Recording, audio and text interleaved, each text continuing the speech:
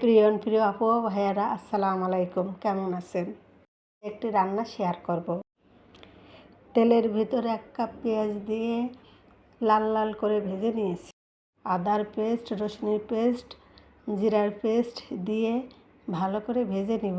সামান্য পানি দিয়ে হলুদের গুঁড়া, মরিচের গুঁড়া ও স্বাদ মতন লবণ দিয়ে নেড়ে চেড়ে ভালো করে ভেজে নেব।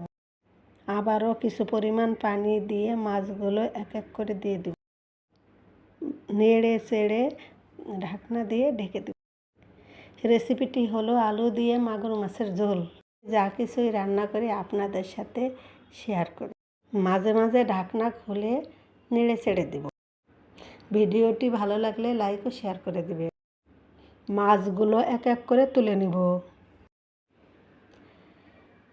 আলুগুলো দিয়ে সামান্য পানি দিয়ে ভালো করে নেড়ে চেড়ে ঢেকে দেব।